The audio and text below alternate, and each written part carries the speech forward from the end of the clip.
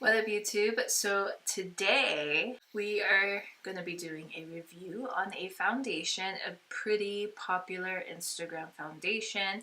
I'm sure many of you have heard of or have even tried. Most of the shades were sold out on Sephora, so I hope this is my shade. Even when I was previously looking before it got sold out, I felt like this was my shade, so hopefully I lucked out. We are going to be doing a review on the Huda Beauty Faux Filter Foundation. Hashtag Faux Filter. I got it in the shade 300N Latte. So as you can see, it's not too warm, which is why I think it'll be perfect for me. So I really hope this works out. Otherwise, I'll have to return it and hopefully get my shade. I'm not too sure. Before we get into the review, I just want to let you guys know how appreciative I am of you guys. I know that I haven't been posting on YouTube too much, but I do hope to kind of work back in the swing of things. Thank you for supporting me. Wow, English. Thank you for supporting me. Thank you for still hanging around, even though I may not be around. Without further ado, let's get into this review right now. So I've already prepped my face, washed, moisturized, all that good stuff. The first thing I'm going to do is I'm going to spritz my face with Smashbox Photo Finish Primer Water. I always do this. It just smells so good. Kind of just rejuvenates you, but just getting the face moistened and ready to go is one of my big things. A primer I have been loving, which I am going to do a review on, not necessarily a first impression because I've already tried it.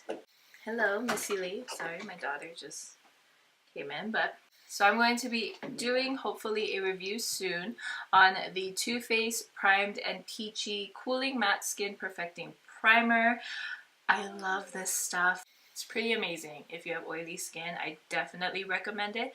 But I will be doing a review on it soon, hopefully. Hopefully a day I can plan out and wear foundation, you know, like my Norm foundation, preferably the Fenty Beauty one, and show you guys how that works. I'm going to apply this primer to my face. The smell is there, but it doesn't bother me actually, and I'm not a huge fan of things that have a smell, but it doesn't bother me and it actually goes away. I feel like it does a really good job of smoothing out the skin as well. And as y'all can see, my skin is absolutely horrible. I hate to admit it, but I tried the whole shaving face technique and I will never do it again. Someone on Instagram actually told me don't do it, blah blah blah, and for me, being stupid, I was like, well, so far, you know, everything seems okay.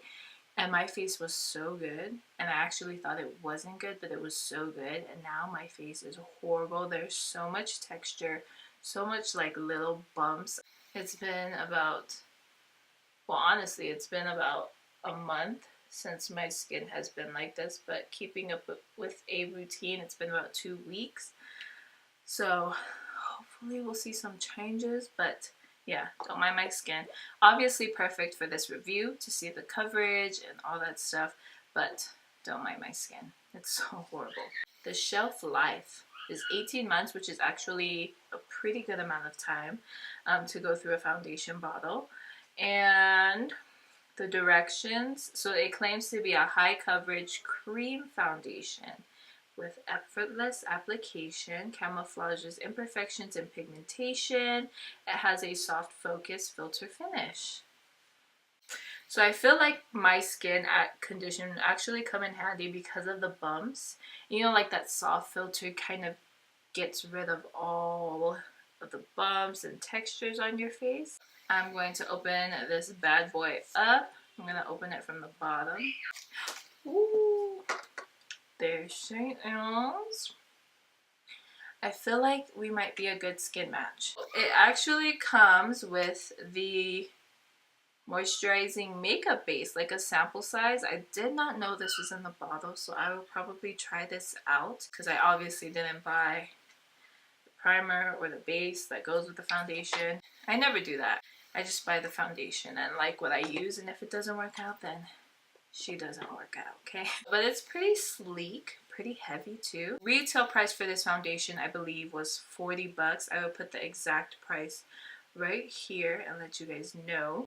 You get 1.18 fluid ounces of product, which is your standard amount of foundation, even though this bottle seems huge. Actually reminds me of like a perfume kind of thing. By the way, pump winning. I love foundations with a pump. It makes it easy to not waste product. So it's taking me a while to pump out product. Okay, I think it's coming. There it goes. Ooh. Oh, I think it might be too light now. I actually thought it might be too dark, but it might be too light. So I'm going to take my foundation brush. This is by Real Techniques. And I don't know how quick it dries, so I'm going to do one side of my face. See how this goes. It has a really nice, it has that perfume smell. It smells like my grandma, to be honest. So I'm going to take this Fenty Beauty sponge. It is so good. If you haven't tried it yet, get it. But I'm going to use this to what? To blend out the foundation. Okay. So I think this shade might be too light for me. I go orchid? Not orchid. I think roses mostly. Here's one layer. So this is 300N, which I actually thought was gonna be dark on me. So I really kind of hope it oxidizes, because I don't think the color match is that big of a difference for me. You know, like, whoa, it's dry already. There's still some stickiness in areas that I just blended it out, but for the most part, it's pretty dry. But I honestly didn't think I'd be this far off in finding my foundation shade. I wasn't able to pick it up in a store. I did buy it online, so that is one downfall of it. As for the coverage, it is definitely there. As you can see, it is a full coverage foundation. I'm not gonna apply another layer. This is pretty full. It doesn't feel cakey or heavy at all, and it did a really good job of just evening out my skin tone. Obviously my textures are still there. Actually, in person, the shade match is not that bad, but on camera I'm pulling more of a white cast. I did about 2.5 pumps. I just like a lot of coverage because I have a lot going on, so that's why I do a lot of pumps. But as for blending it out, it didn't dry that fast. That's a good thing. I'm really bummed out about the color match though. I think this foundation is a little too neutral for me, and I pull more warm undertones. It blended out pretty seamlessly. It wasn't hard to blend. I feel like people get scared of full coverage because it's heavy, or you think that it makes your face look cakey, but it feels light, and I don't feel like my face looks cakey. I'm going to continue on with the rest of my face, and I will come back and we'll go from there. Alright, you guys, so the face is done, and as you can see, it doesn't look that bad. The foundation did not oxidize compared to looking at the camera and looking at it in person. It did not oxidize. That's okay. That means it's just a really good foundation. If you buy a foundation that's in your shade, you know it'll be in your shade, so that is a good thing. Applying the powder products on the foundation was very seamless. It did not get patchy anywhere. It didn't reject powder anywhere. This is what we have for the face. I did go really glam for this look, so I guess I'm planning on not going anywhere. is 152. I'm going to take a few pictures and I will insert them with natural lighting, without the studio lighting, with flash, without flash, all of that, so we can see if this foundation has any flashback. I will check in with you guys in a couple hours to see how it is wearing throughout the day. I did bake today with Laura Mercier translucent powder. I did it for the sake of just helping out the oils, controlling it. So if it does show through pretty quickly, this foundation is not good. But if it doesn't, this foundation will probably be good. So I will check in with you guys in a few hours. What is up, YouTube? I am checking in. It is 4:43 right now, and foundation doesn't look too bad. I do see oils peeking through, but I just wanted to say a few things. The foundation feels so light, and it doesn't feel heavy or cakey, but it looks full coverage, which I really like. The color actually doesn't even look bad anymore, and especially in natural light, it looks good. So I'm very pleased with that. The forehead, you see some oils coming through, but it's not that bad.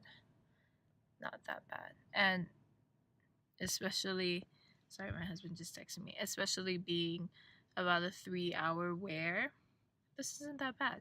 Touching up with powder, we're good. So this is my check-in. I am pretty pleased with how this foundation is looking. Yes, I am. And I will check back with you guys at the end of the night. What is YouTube? What is YouTube? What is YouTube? What up, YouTube? So I am doing my final check-in right now. It is 6:51 and I can't show you because my phone is dead. I don't know if you can see that. So it's been a couple hours since my last check-in, but this is going to be my last check-in. Did that make sense? So I don't know if I accidentally touched my face or if my daughter did, but the foundation came off. So it is transferable. My oils are here. They're here. To be honest, I don't think wearing this for 2 more hours is gonna get any better. So this is what we have. When I started getting oily, which was around the 3-4 hour mark, which is normally when I get oily, it wasn't that bad. It wasn't as bad as the Fenty foundation. It looked manageable, like if I could just put powder. It wasn't a lot of oils. It wasn't as oily as it is now, but it started showing through. Dude, but in natural sunlight, it looks stunning. It doesn't look cakey at all, and it still feels light. Like, it honestly, at a point in the day, didn't feel like I had foundation on my face. But it's full coverage, good coverage, the coverage lasts. I think it's a good foundation. If you have oily skin, you're obviously going to need to powder throughout the day or do what you do to prevent that from happening. But if you don't have oily skin, this foundation would probably be so good for you. It's not matte. It's not a matte foundation. It's a really good foundation for all kind of skin tones. For all kind of skin conditions, dry, combo, oily. It's just with us oily girls, we gotta do a little bit more work, per usual. But this is what we have. Now for the pictures that I took, there's no flashback whatsoever. No flashback. It's absolutely stunning. In natural light, with flash, it's stunning.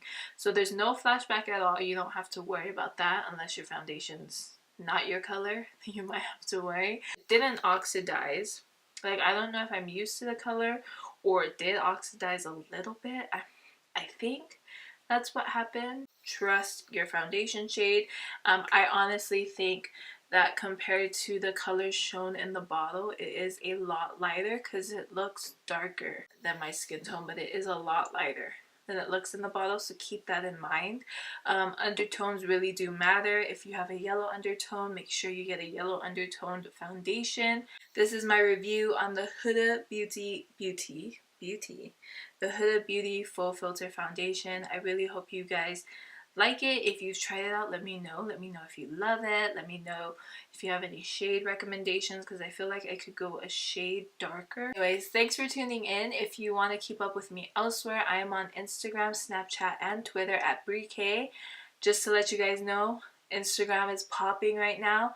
If you guys aren't too familiar, I am Polynesian, and it's such a good thing that's happening for Polynesian MUAs, Polynesian makeup right now. Check out the Instagram. Stay tuned. Last Thursday we went live, so if you missed out, you gotta get in there. But anyways, I hope you guys enjoyed the review, and subscribe if you haven't already. That would mean so much to me, and I'll see you guys in my next one.